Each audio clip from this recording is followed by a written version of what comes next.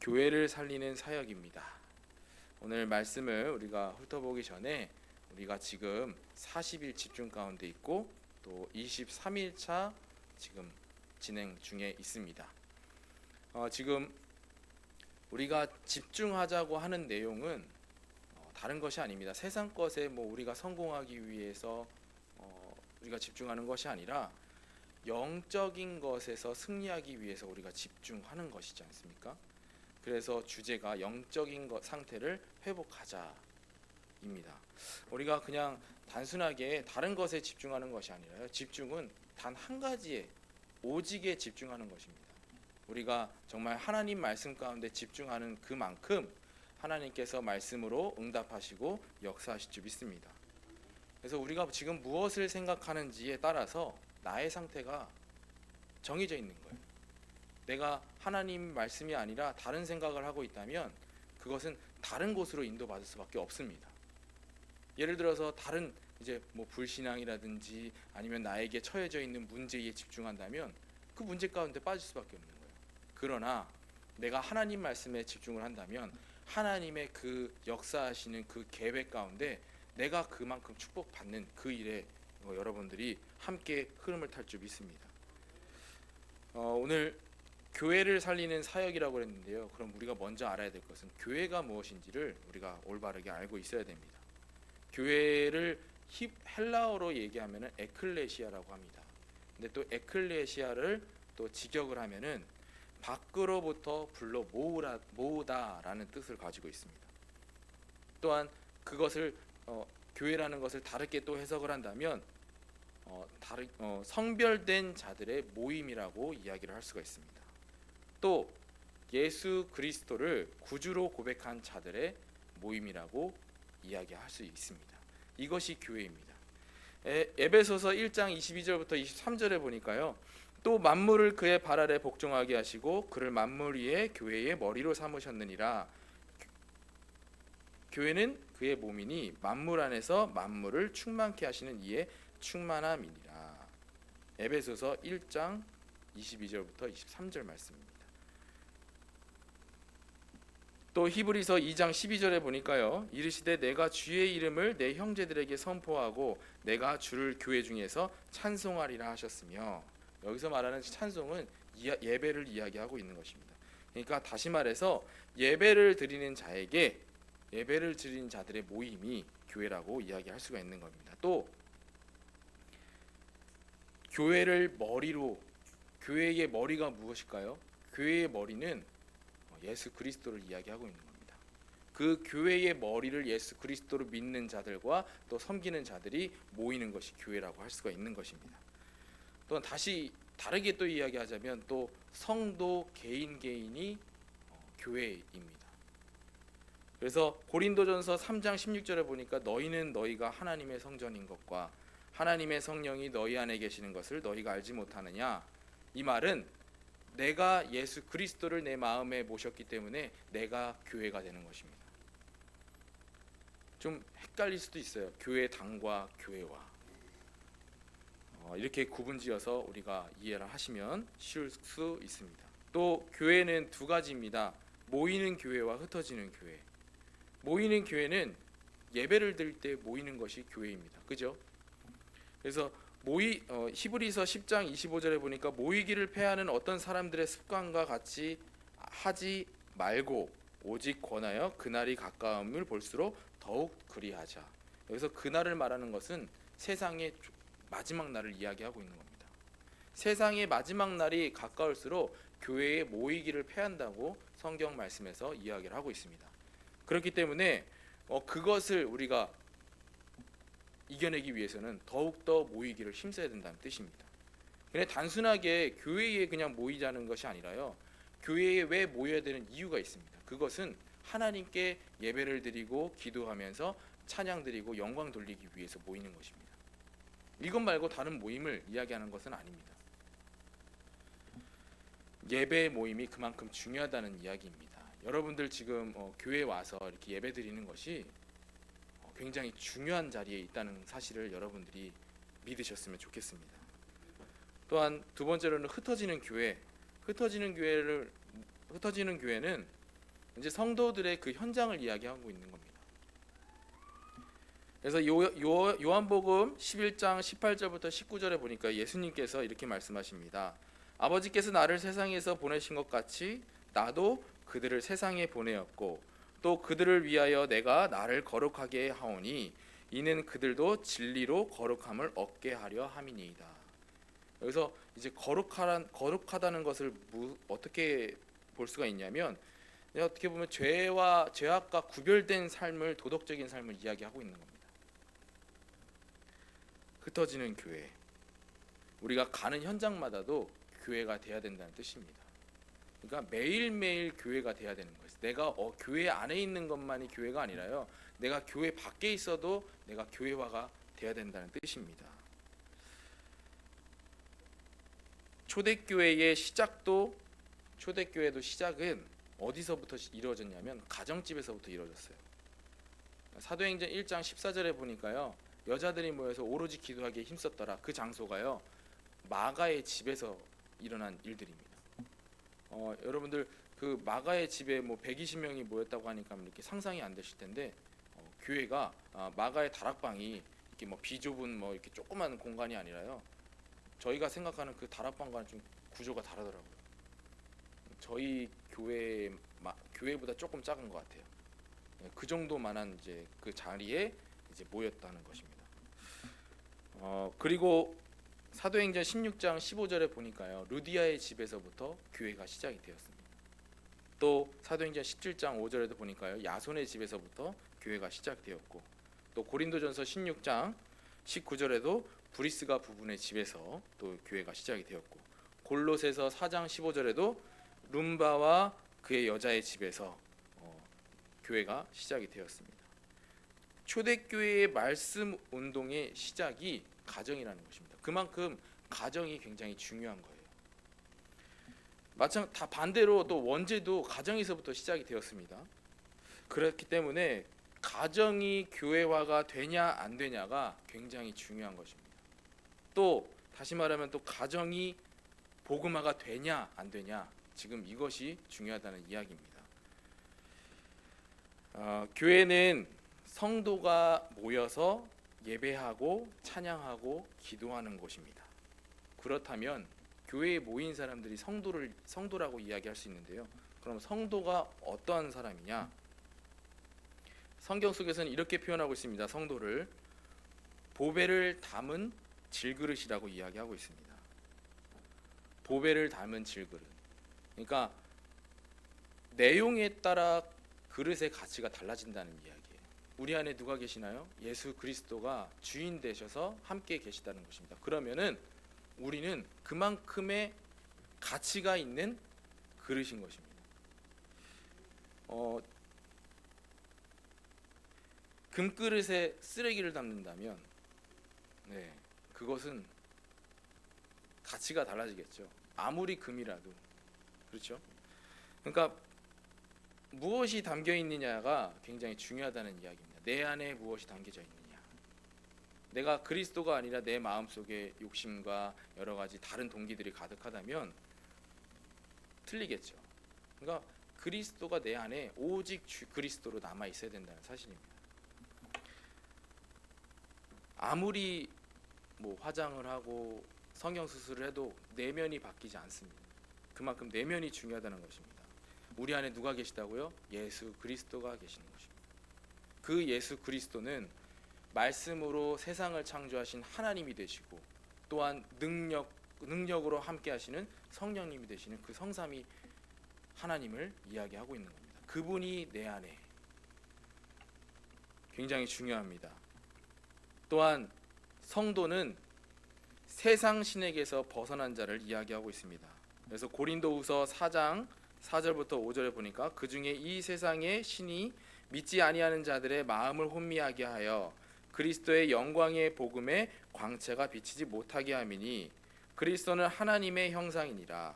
우리는 우리를 전파하는 것이 아니라 오직 그리스도 예수 주 되신 것과 또 예수를 위하여 우리가 너희의 종된 것을 전파함이라. 이렇게 말씀하셨습니다. 그러니까 세상 신에게서 벗어난 자를 성도라고 이야기하는 겁니다. 그냥 성도라는 그 뜻만 보면은요 구별된 자예요. 어떻게 구별됐냐?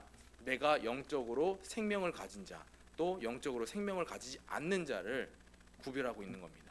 그러면 성도는 무엇일까요? 영적으로 생명을 가진 자를 이야기하고 있는 겁니다. 우리가 이렇게 구별된 우리 은혜로운 교회 성도님인 줄 믿습니다. 주일 강단에서도 말하는 그 불신앙에 빠지기 쉬운 현실에서 벗어난 자라고 이야기하고 있는데요. 그러니까 현실, 거기에서 벗어난 것이 성도인 것입니다. 이번 주 강단 말씀 잘 묵상하시면서 많은 은혜 받으시기 바랍니다. 제가 지금 막 생각이 왔다 갔다 하는데 죄송합니다. 자, 지금 집중 23일 차인데 제가 집중 못하고 있는 모습을 보여드리는 것 같아서 참 죄송합니다. 또 성도는 무엇이냐? 성도는 절대로 망하지 않습니다. 왜냐? 승리의 모든 문제를 이미 해결하신 예수 그리스도가 나와 함께 하시기 때문에 성도는 절대 망할 사고가 없는 것입니다. 고린도후서 4장 8절에서부터 9절에 보니까요. 우리가 사망으로 우겨쌈을 당하여도 쌓이지 아니하며 답답한 일을 당하여도 낙심하지 아니하며 박해를 받아도 버림받지 아니하며 거꾸러뜨림을 당하여도 망하지 아니하고, 이것이 성도입니다. 절대 망할 수가 없는 거예요. 그럼 지금 나에게 온 문제가 될까요, 안 될까요? 안 되는 거예요. 오히려 그럼 하나님께서 왜 그 문제를 나에게 허락을 하셨을까요? 그 문제를 통해서 내가 한층 더 성장하기 위함입니다. 하나님께서 그렇게 문제를 주시는 거지 우리를 괴롭히기 위해서 문제를 주시는 게 아니에요. 근데 우리는 그 문제가 조그만 문제만 와도 그 문제에 이제 휩싸이고 또 하나님을 원망할 때도 있고 그렇잖아요. 꼭 이 믿음 가지시기 바랍니다. 하나님의 자녀는 절대 망할 수가 없습니다. 다윗이 이 언약을 붙잡았기 때문에 골리앗 앞에 담대하게 나갈 수가 있었던 거예요. 왕이 되기 전에 왕이 될 것이야라고 하나님에게 말씀을 받았습니다. 그러니까 왕이 안 됐으니까 나는 죽지 않는다는 그 믿음을 갖고 있었기 때문에 골리앗 앞에 나간 거예요. 우리가 꼭 이 믿음 가지시고 절대 망하지 않는다는 그 믿음 가지시고 삶 속에서 승리하는 여러분 되시기를 바랍니다. 두 번째로는 이제 성도의 삶입니다. 고린도후서 4장 16절에 우리가 함께 읽었던 말씀 중에요. 그러므로 우리가 낙심하지 아니하노니 우리의 겉사람은 낡아지나 우리의 속사람은 날로 새로워지도다. 성도의 삶은 날로 새로워지는 삶이 되어야 되는 것입니다. 그러니까 이것은 내 생활과 내 육신적인 것도 변화되는 삶을 이야기하는 것이지만 더욱더 중요한 것은 영적으로 변화가 있다는 말입니다. 성도의 삶이 이래야 된다는 거예요. 날마다 그냥 우유만 먹고 지낼 수가 없어요. 세비씨도 보니까요, 어렸을 때는 우유만 먹다가 우유 양이 조금씩 늘어가면서, 그죠? 그러니까 이제 성장과 이제 같이 조화가 돼가고 있잖아요. 지금 이제 이유식을 이제 먹는 시기입니다. 근데 다 큰 어른이 우유만 먹을 수는 없잖아요. 마찬가지로 우리가 변화가 돼야 되는 것입니다. 영적으로요. 지금 그 이야기를 하고 있는 것입니다. 그러기 위해서는 우리가 그냥 하나님의 말씀을 듣고 한 귀로 흘리는 것이 아니라요, 내가 그 말씀을 듣고 편집하고 정리하고 설계하고 디자인을 하면서 또 내가 기도 제목을 하나님께 기도하면서 기도 제목을 만들어가면서 실패도 하고 또 올바른 기도도 찾게 되고, 이러한 이제 여정 속에 하나님께서 계속 성장시켜 주신다는 것입니다. 성장. 그래야 된다는 이야기예요. 그러니까 내 삶부터, 내 행동부터 바뀌어야겠죠. 근데 그 행동이 바뀌기 위해서는 믿음이 필요합니다. 그렇잖아요. 밖에 나가 보니까 비가 오네요. 비가 오는 것을 인지했을 때 우산 챙겨야겠다라는 생각이 들지 않으세요?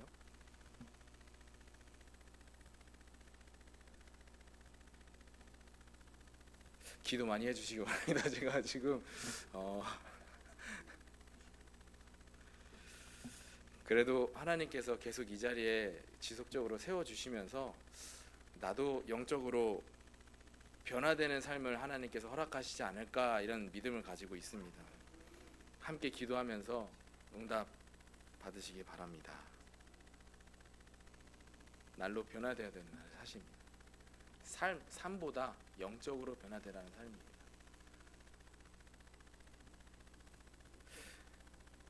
제가 이 자리에 있을 때마다 굉장히 죄송스러운 게 굉장히 많아요. 왜냐하면 저보다 신앙생활도 굉장히 오래 하셨던 분들인데 여러 생각이 진짜 많이 듭니다. 물론 뭐 한켠에는 또 그런 생각도 하면서 하나님이셨으니까 그만큼의 권위를 가지고 담대하게 하나님 말씀 선포해라 이런 마음도 들기도 하거든요. 근데 또 반대로 또 이 자리에 막상 서면 제가 과연 이 자리에 설 수 있는 자격이 주어지는지 그런 생각도 많이 듭니다. 기도 많이 해주시기 바랍니다.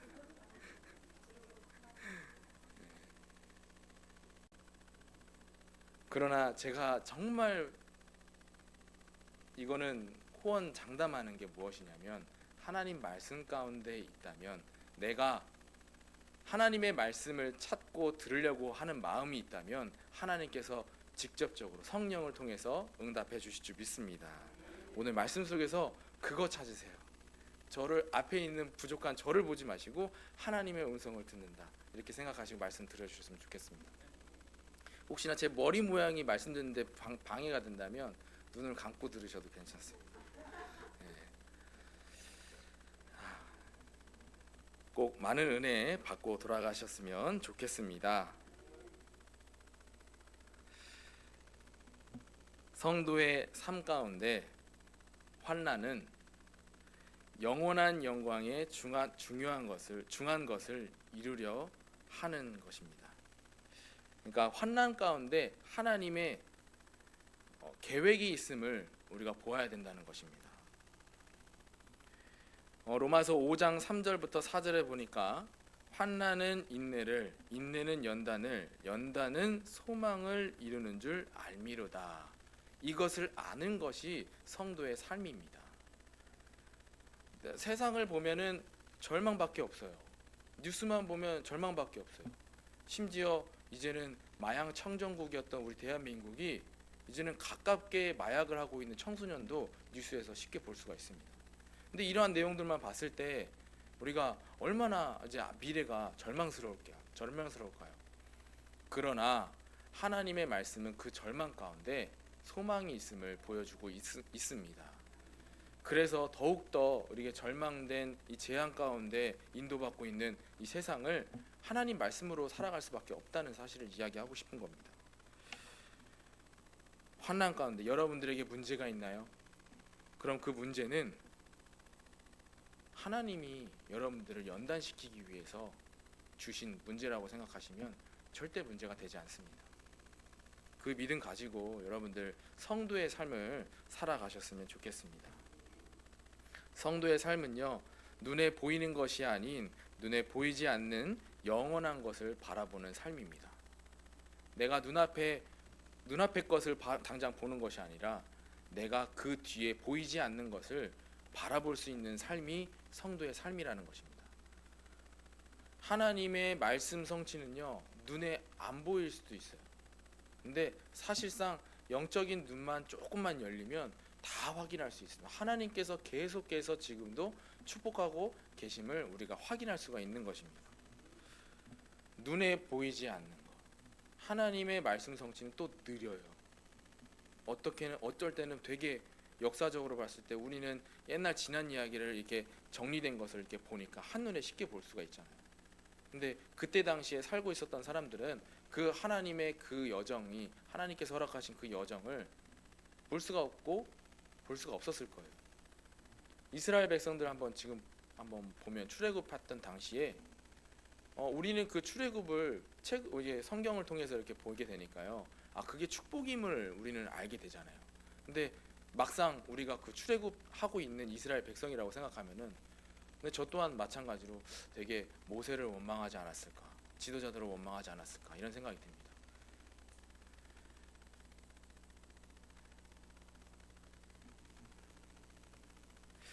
또한 세 번째, 성도의 배경을 말합니다. 성도의 배경은 이 세상의 배경이 아니라 하나님의 나라의 그 천국의 우리의 배경이 될 줄 믿습니다. 그래서 고린도후서 5장 1절에 보니까 영원한 집이라고 이야기하고 있습니다. 이것은 다시 말하면 아까 방금 말씀드렸다시피 하나님의 나라를 이야기하고 있는 겁니다. 제가 어렸을 때 이제 소위 말하면 이제 백이라고 그래요. 백이 없었어요. 백이 없었어요. 이거 지금 백그라운드를 줄여서 얘기한 건지 모르겠는데 아무튼 그렇게 백이라고 이야기했어요. 그때 초등학교 때는 백이라고 이야기를 했거든요. 제 백 있어, 건들지 마, 뭐 이런 얘기 많이 하거든요. 근데 저는 백이 없었어요. 근데 그때 이제 초등학교 때 백이 진짜 갖고 싶었던 백이 있었거든요. 그 가방백 말고요. 지금 뒤에 배경 얘기하고 있는 거예요. 그때 당시에는 이제 형들이 좀 많았으면 좋겠다, 친한 형들이 많았으면 좋겠다 이런 생각이 많이 들었었는데 그 저희 초등학교 근처에 동강원이라고 이제 고아원이 있어요. 고아원. 근데 그 고아원에는 이제 형들이 많잖아요. 단체 생활하고 있으니까. 그래서 같은 이제 초등학교 다니는데 그 동강원에 이제 소속돼 있는 친구를 건들면 안 된다는 게 암암리에 다 소문이 나 있어요. 그게 백이에요. 형들이 많으니까. 누가 고아원에 다니는 친구를 건드렸다. 그럼 형들이 우르르 날려갖고 이제는 혼내는 거죠. 근데 제 친구 중에 제일 친한 친구였어요. 초등학교 때. 지금도 아직도 이름 기억나는데 요한입니다. 홍요한. 근데 어머님이 고아원 그 동강원의 원장이었어요. 그러다 보니까 백이 어마어마하죠. 걔를 잘못 건들면 이제 다른 형들이 다 우르르 몰려오는 거예요. 그때 아무튼 저도 고아원에 백이 갖고 싶었습니다. 근데 그거보다 더 대단한 하나님의 나라가 우리의 배경이 되니까 얼마나 감사해요. 그래서 바울은 이야기합니다. 하늘로부터 오는 것을 덧입기를 원한다고 고린도후서 5장 2절에 이야기하고 있습니다.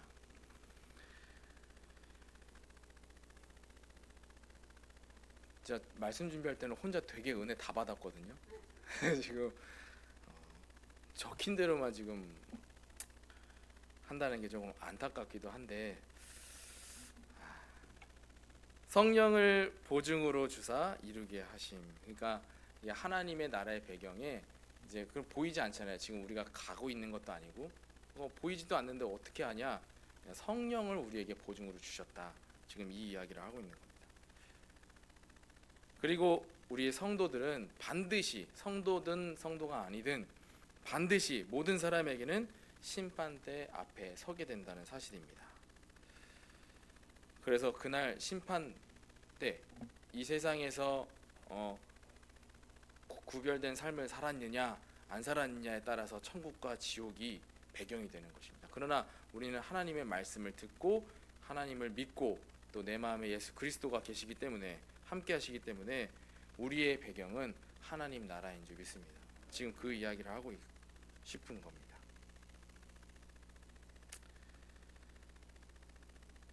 우리 함께 옆 사람과 같이 인사했으면 좋겠습니다. 세상과 구별된 성도가 됩시다.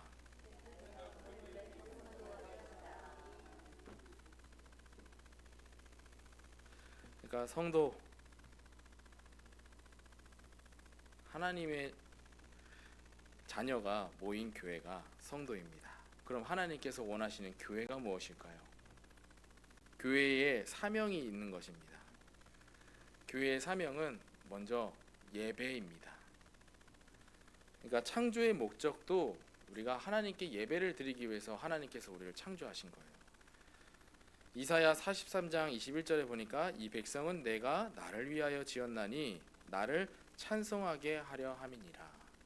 이 찬송은 예배를 이야기하고 있는 것입니다.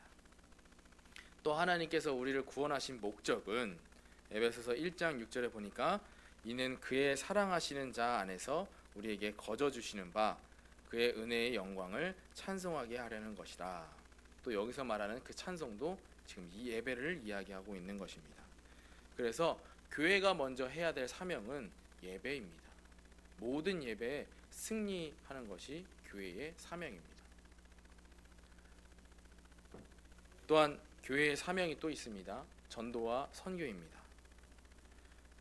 마태복음 5장 13절부터 16절에 보니까요, 하나님께서는 우리를 세상의 소금과 빛으로 부르셨다고 했습니다. 그러니까 누구에게나 필요한 복음을 가진 자로서 우리를 부르신 겁니다. 또한 마태복음 28장 19절부터 20절에 보니까요, 모든 민족을 제자로 삼으라고 우리에게 사명을 예수님께서 주셨습니다. 또 마가복음 16장 15절에 보니까 온 천하 만민에게 가서 복음을 전하라 이렇게 말씀하시고, 우리가 잘 알고 있는 말씀 사도행전 1장 8절에 보니까 땅 끝까지 증인이 되라고 이야기를 하시고 있는 것입니다. 그래서 우리가 전도와 선교를 위해서 우리가 준비해야 될 교회가 있습니다. 그것은 세 가지 뜰을 갖춘 교회입니다. 먼저 첫 번째로는 우리나라 사람들만 복음을 알게끔 하는 것이 아니라 모든 이방인들에게도 복음을 전할 수 있는 교회, 그게 이방인의 뜰을 원하고 계시는 겁니다. 또한 이 사람은 치유받아야 돼, 이 사람은 치유받지 말아야 돼, 이게 아니라요, 모든 사람이 치유받을 수 있는 그 치유의 뜰이 교회를 향한 사명입니다. 또한 우리가 미래를 살릴 그 아이들, 후대들의 뜰을 지금 준비를 해야 되는 것입니다. 또한 세 번째로 교육입니다.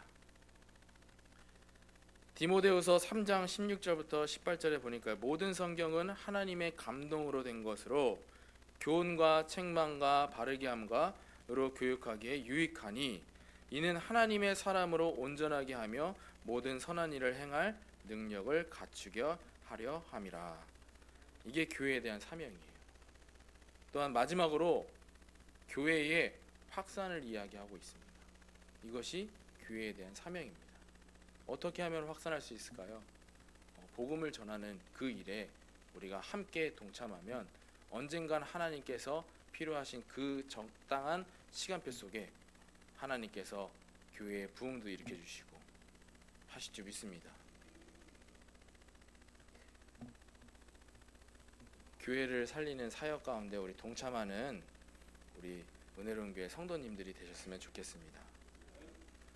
나는 뭐 할 수 있는 게 없습니다. 아닙니다. 하나님의 능력 가운데서는 모든 것을 할 수 있다고 성경 말씀에서 하고 있습니다. 그것이 세상 것이 아니라 하나님의 나라의 일이 되어야 될 줄 믿습니다. 지금 우리가 함께 하고 있는 것이 40일 집중 가운데 있습니다. 이 40일 집중 가운데 내가 온 마음과 온 정성을 다해서 하나님 말씀 가운데 집중하는 것이 교회를 살리는 첫 번째 발걸음이 될 줄 믿습니다. 우리가 지금부터라도 중간에서부터라도 이 말씀에 집중하는 우리 은혜로운 교회 성도님들 되시길 바랍니다. 기도하겠습니다. 하나님, 교회를 살리는 그 일에 하나님 나라의 일 가운데 정말 동참할 수 있는 영적인 힘을 허락하여 주시옵소서. 성령 충만함을 허락하여 주시옵소서. 살아계신 주 예수 그리스도의 이름으로 기도드렸습니다. 아멘.